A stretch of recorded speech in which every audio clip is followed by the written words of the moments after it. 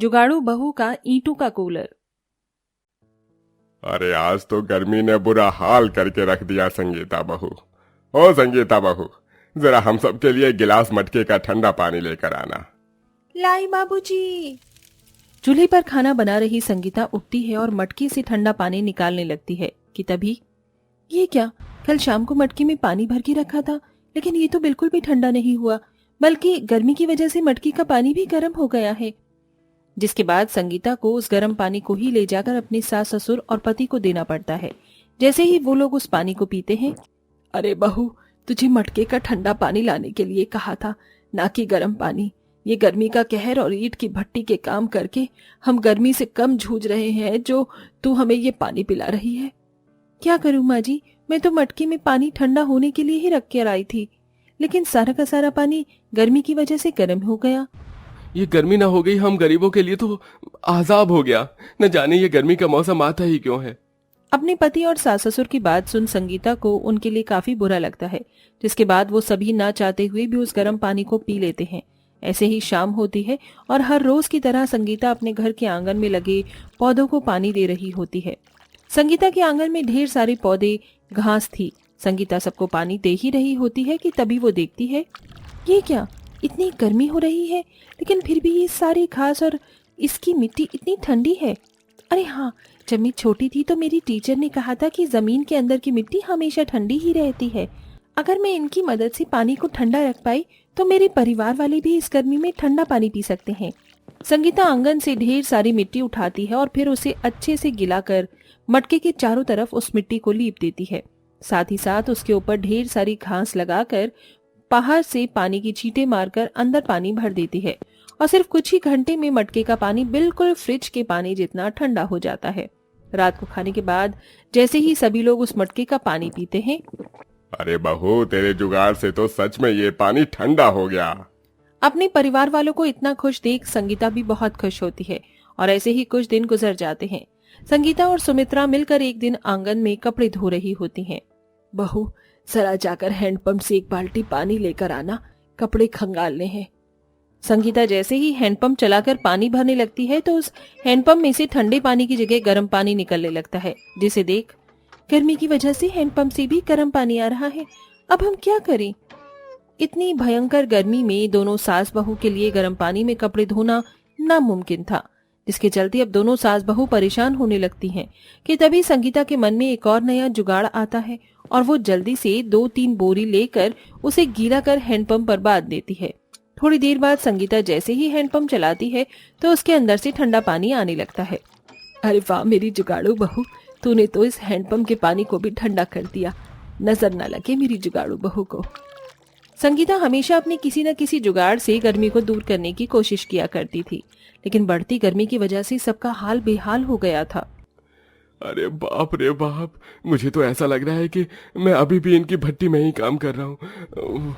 अरे अब तो इस गर्मी में इस घर में रहना दुश्वार हो गया है।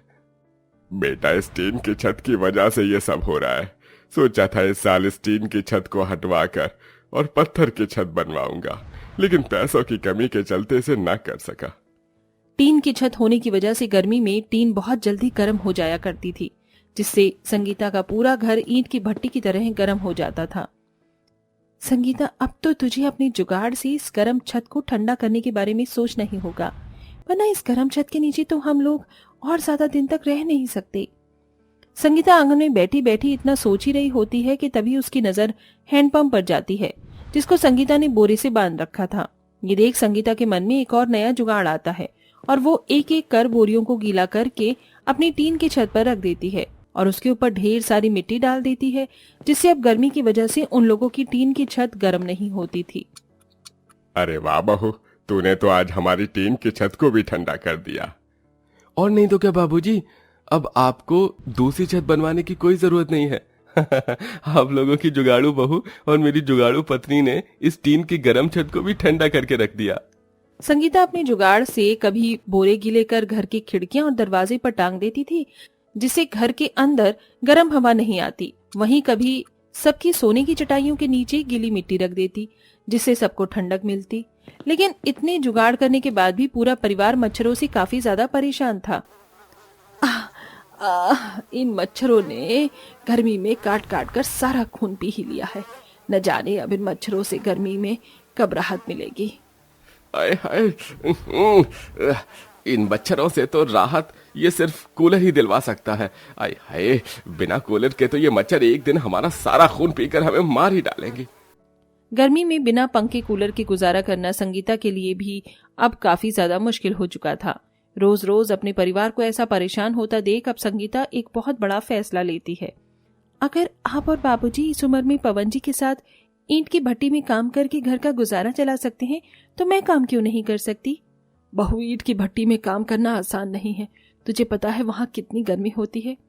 मैं ईंट की भट्टी में काम करके जल्द से जल्द पैसे जोड़ना चाहती हूँ ताकि मैं सबके लिए कूलर ला सकूं। इसलिए आप लोग प्लीज मुझे काम करने दीजिए। संगीता के बार बार जिद करने की वजह से सभी लोग उसे काम करने की इजाजत दे देते हैं, जिसके बाद अब संगीता भी अपने सास ससुर पति के साथ ईंट की भट्टी में जाकर काम करती है। ईंट की भट्टी की गर्मी की वजह से कभी संगीता का हाथ जल जाता तो कभी उसके हाथ पैरों पर छाले पड़ जाते हैं, लेकिन संगीता मेहनत करना नहीं छोड़ती। 1 महीने काम करने के बावजूद भी संगीता 500 रुपए ही जमा कर पाई थी, जिसका उसे बहुत दुख था। एक दिन संगीता और रोज की तरह ईंट की भट्टी में काम कर रही होती है कि तभी उसकी नजर सामने चल रहे कंस्ट्रक्शन साइट पर जाती है। ईंट की दीवार पर पानी मारने से ये काफी ठंडी रहती होगी ना।